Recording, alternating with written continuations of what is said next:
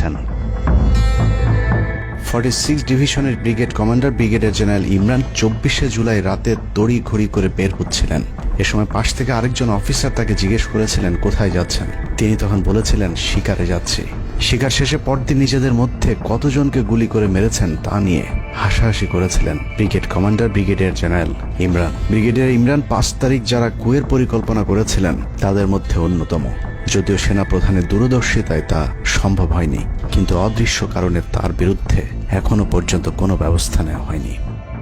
কুমিল্লার GOC major general Jahangir আলমের পাঠানো কুমিল্লার 15 বিট সাপোর্ট ব্যাটালিয়নকে বাড্ডায় ছাত্রদের দমনে নামানো হয়েছিল। আপনাদের মনে থাকবার কথা, 4 তারিখ দুপুরে কুমিল্লার একটি ভিডিও সোশ্যাল মিডিয়াতে ছড়িয়ে পড়েছিল, যেখানে দেখা গিয়েছে সেনাবাহিনীর একটি এপিসি থেকে পুলিশের দিকে লক্ষ্য করে ফায়ার করা হচ্ছে। অনেকের মাঝে একটি ভুল ধারণা রয়েছে যে কুমিল্লা ক্যান্টনমেন্টের সেনাবাহিনী হয়তো ছাত্র জনতার পাশে দাঁড়িয়েছিল। মূল ঘটনা হলো 4 তারিখ দুপুর 11টার দিকে সোশ্যাল মিডিয়াতে ছড়িয়ে পড়া ওই ভিডিওটি একজন জুনিয়র অফিসারের ব্ল্যাঙ্ক ফায়ার। ওই সময় ছাত্রদেরকে দেখা যায় এপিসির পাশে উল্লাস করতে। ঘটনার পরপর কুমিল্লার কুখ্যাত সন্ত্রাসী এমপি বাহার শেখ হাসিনার মিলিটারি সেক্রেটারিকে বিষয়টি ফোন করে জানালে উক্ত এপিসি ইউনিটটিকে ক্যান্টনমেন্টে ব্যাক করান জিওসি জাহাঙ্গীর আলম। ওই ঘটনাটিকে তিনি পরবর্তীতে নিজের ক্রেডিট হিসেবে মানুষের সামনে তুলে ধরে নিজেকে আওয়ামী বিরোধী হিসেবে চালিয়ে দেওয়ার চেষ্টা করেছেন, যার ফলশ্রুতিতে তিনি ডিজিএফআই প্রধানের মতো গুরুত্বপূর্ণ একটি পদ বাগিয়ে নেন। অথচ 4 তারিখ ওই ঘটনা বাদে কুমিল্লায় সবখানে সেনাবাহিনীর পাহারায় ছাত্র জনতাকে হত্যা করেছে আওয়ামী সন্ত্রাসীরা। 5 তারিখ সেনাবাহিনীর তৎকালীন chief of general staff lieutenant general Shahinul Haque খুনিদের অন্যতম একজন। কট্টর ভারতপন্থী এই দালাল আন্দোলনের শুরু থেকে শেষ পর্যন্ত হাসিনাকে টিকিয়ে রাখার যুদ্ধ চালিয়ে গিয়েছে। হাসিনা চলে যাবার পরও সেনাবাহিনীতে কু করার চেষ্টা করেছেন শাহিনুল হক। অথচ সেনাপ্রধান মধুর শাস্তি হিসেবে তাকে সিজিএস থেকে সরিয়ে এনডিসির কমান্ডেন্টের মতো গুরুত্বপূর্ণ পদে বসিয়েছেন। এছাড়া সম্প্রতি আওয়ামী ঘেঁষায় এই কর্মকর্তাকে 15 বছর ধরে যেসব সেনাবাহিনীর কর্মকর্তারা প্রমোশন বঞ্চিত ছিলেন তাদের প্রমোশনের লক্ষ্যে গঠিত কমিটির প্রধান করা হয়েছে তাকে, যে কারণে বঞ্চিত অফিসারেরা শঙ্কায় আছেন ন্যায্য অধিকার ফিরে পাবার। 9ম ডিভিশনকে মনে করা হয় ঢাকার সেফগার্ড। এই পদে প্রধানমন্ত্রীর সবচেয়ে বিশ্বস্ত অফিসারকে বসানো হয় সব সময়। 9ম ডিভিশনের জিওসি মেজর জেনারেল মঈন খানও ছিলেন হাসিনার গুম খুনের অন্যতম দোসর। অথচ তাকে এখনো পর্যন্ত স্বপদে বহাল রাখা হয়েছে, যা অত্যন্ত ঝুঁকিপূর্ণ। 5 তারিখের আগে আশুলিয়াতে ছাত্র হত্যা থেকে শুরু করে 5 তারিখের পরে গার্মেন্টসের সব অস্থিরতার জন্য 9ম ডিভিশনের এই জিওসি সরাসরি যুক্ত। সেনাবাহিনীর স্পর্শকাতর আরেকটি জায়গায় বসে আছেন আরেক খুনি ব্রিগেডিয়ার জেনারেল সেলিম আজাদ। সেনাবাহিনীর সিভিল যে কোনো অপারেশনে যেতে ডিরেক্টর মিলিটারি অপারেশনের পারমিশন নেওয়া বাধ্যতামূলক।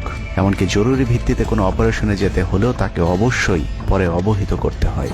অর্থাৎ তার অনুমতিক্রমে সেনাবাহিনী ঢাকাতে সব হত্যাকাণ্ড চালিয়েছে। শুধু তাই নয়, তিনি খবর রাখতেন যারা অপারেশনে ছাত্রদের উপর গুলি চালাতো না তাদেরকে নাজিমুদ্দৌলা অকথ্য ভাষায় গালাগাল করত। নাজিমুদ্দৌলা সাবেক কুখ্যাত ডিজিএফআই ডিজি মেজর জেনারেল আকবর হোসেনের এপিএস ছিলেন, অথচ তাকে এখনো পর্যন্ত তার সেই গুরুত্বপূর্ণ পদ থেকে সরানো হয়নি। ব্রিগেডিয়ার জেনারেল আকসার ইন্টারন্যাশনাল অ্যাফেয়ার্স ব্যুরো আইএবির ডিরেক্টরের দায়িত্বে আছেন। বহুল আলোচিত আয়নাঘরের পুরো নিয়ন্ত্রণ ছিল সেনাবাহিনীর এই কর্মকর্তার হাতে। তার হাতে রাজনৈতিক দল এবং নেতাদের ভাগ্য নির্ধারিত হয়। আওয়ামী লীগ সরকারের সময়কার গুরুত্বপূর্ণ সেই দায়িত্ব পালন করা ব্যক্তি এখনো পর্যন্ত তার সেই পুরাতন দায়িত্বই পালন করে যাচ্ছেন। সেনা সূত্র জানিয়েছে আকসারের ভারত কানেকশন এতটাই শক্তিশালী যে সেনা প্রধানও নাকি তাকে তার চেয়ার থেকে সরাতে পারছেন না। কদমবুচি জেনারেল খ্যাত মেজর জেনারেল মাহবুবুর রশিদ যশোর ডিভিশনের জিওসি সামরিক নিয়ম ভেঙে গোপালগঞ্জের সবার সামনে হাসিনার পা ছুঁয়ে সালাম করেছিলেন major general Mahbubur Rashid. 5 August এবং 7 আগস্ট সেনাবাহিনীর গাড়ি পোড়ানোর পরেও সেনাবাহিনীকে কোনো অ্যাকশনে যেতে দেয়নি সেনাবাহিনীর এই আওয়ামী কর্মকর্তা।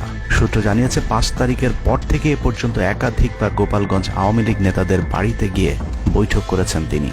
অথচ মাহবুবকে এখনো পর্যন্ত জিওসির পদে বসিয়ে রাখা হয়েছে।